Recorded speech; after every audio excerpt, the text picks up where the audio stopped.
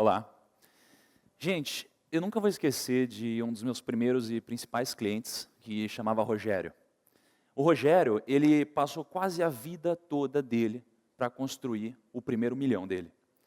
E depois disso, ele não parou por aí. Ele tinha sede de grana, de dinheiro, ele queria ficar mais rico, e ele não parou aí. Ele chegou no segundo, terceiro, quarto, quinto, e aí ele foi ficando cada vez mais rico. Só que o Rogério, quando ele conseguiu finalmente atingir o sucesso financeiro dele, ele foi abatido por uma doença muito grave. Bateu câncer na porta da casa dele. Ele gastou cada centavo que ele demorou a vida toda para construir com essa doença. E aí eu comecei a me questionar. Eu falei, pô, do que valeu tudo isso? Do que valeu tudo que ele fez? Será que se esse cara tivesse tido um pouquinho mais de equilíbrio na vida e um pouquinho mais de educação financeira, ele não teria vivido um pouco melhor, sido um pouquinho mais feliz? Será que a família dele não teria sido um pouquinho mais feliz? E disso eu tiro o seguinte, ele trabalhou a vida toda pelo dinheiro, mas quem que tem que trabalhar para quem? Né? A gente trabalha pelo dinheiro ou será que o dinheiro tem que trabalhar para a gente? Então esse tipo de questão começou a mexer muito comigo. E o Rogério foi uma pessoa que foi muito responsável pelo que eu faço hoje. E conforme o tempo foi passando, eu comecei a me questionar e eu cheguei à conclusão que a gente tem 3 conselhos que a gente vive recebendo. E eu queria saber se vocês já receberam algum desses 3. Primeiro, invista na poupança porque ela é mais seguro. Alguém já ouviu? Compre o seu próprio imóvel porque o imóvel é mais seguro. E terceiro, tenha o seu próprio carro porque ele é seu e você também fica mais seguro. Então, esses 3 conselhos, eles talvez não se apliquem muito bem mais no dia de hoje. Mas por que a gente recebe esses 3 conselhos sempre? Porque na vida dos nossos pais, um conceito muito importante não estava tão presente, que é o conceito da educação financeira. Mas a culpa não era deles, não. A culpa é simplesmente do contexto que a gente vivia. Porque a gente era guiado pelo medo e não pela educação. Se você parar para pensar, a gente estava em um momento que a gente precisava ir no mercado, fazer estoque, porque o preço ia subir no outro dia. A gente tinha medo de que confiscasse o nosso dinheiro e a gente colocava ele todo debaixo do colchão. A gente não investia o nosso dinheiro. Né? Então, como a gente não pensava no longo prazo, porque a gente tinha medo, e a gente pensava no curto prazo, a gente não se planejava e não tinha educação financeira. E, por isso, é tão difícil a gente passar alguns conceitos da forma correta para frente. E, já que a gente está falando desse tipo de conceito, eu acho que, antigamente, talvez eles até se aplicassem. Porque se você for parar para pensar, quando a economia estava meio estranha, começaram a surgir alguns sinais positivos. A poupança, por exemplo, já chegou a render mais do que 1000% no ano. Eu não sei se vocês sabiam disso. E alguém se arrisca a dizer quanto que a poupança rende mais ou menos hoje? 5, 8, 7. Rende mais ou menos isso, uns 7% hoje ao ano. Mas eu fiz umas contas e se a gente tivesse aplicado 100 mil reais há 3 anos atrás, sabe quanto a gente teria de lucro na poupança? 98 reais. Aí você pode pensar, não, peraí, mas rende 7% de 100 mil dá 7 mil reais, como que rende 98 reais em 3 anos? E eu te digo, será que a gente considerou a inflação? Porque a inflação foi tão alta quanto o rendimento da poupança. E aí eu te pergunto de novo, será que dá para enriquecer investindo na poupança? Será que se a gente deixa o nosso dinheiro na poupança, a gente está trabalhando pelo dinheiro ou o dinheiro está trabalhando por nós? E por isso eu acho que esse é um mito que a gente tem que tirar. E o segundo mito, o mito do investimento imobiliário. Né? Em alguns casos faz sentido comprar o seu próprio imóvel, mas na maioria deles não. Porque se você pegasse o mesmo dinheiro que você poderia utilizar para comprar o seu imóvel, mas você colocasse esse dinheiro em uma aplicação financeira, você teria mais dinheiro em rendimento. Você teria mais liquidez. Você poderia movimentar o seu dinheiro de uma forma muito mais fácil. Mas claro, lá atrás, o investimento imobiliário era muito rentável. Porque nos últimos 50 anos, o Brasil se formou basicamente. Então, como há 50 anos São Paulo era quase que uma floresta em muitos lugares, qualquer investimento imobiliário subia. Hoje já não é mais bem assim. A gente tem muitos anos em que o investimento imobiliário tem até rendimento negativo. Então, por causa de todas essas questões, faz sentido eu me apresentar um pouquinho para eu poder chegar no ponto que faz sentido e a reflexão que eu quero trazer aqui para vocês hoje.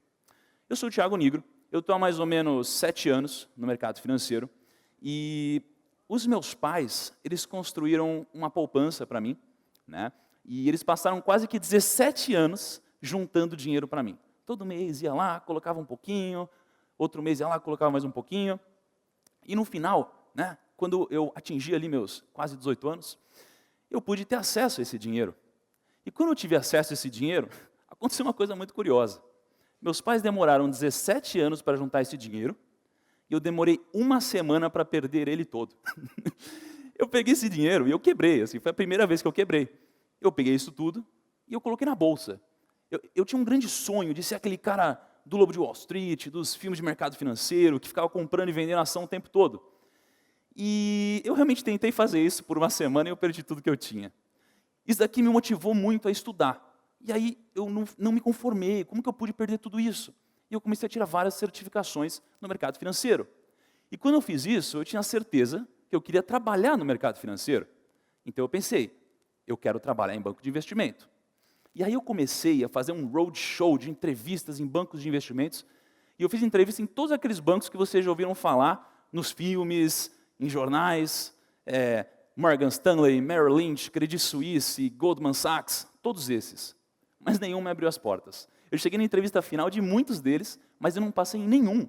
Então eu não consegui fazer o que eu queria. Mas eu tinha um sonho de trabalhar no mercado financeiro.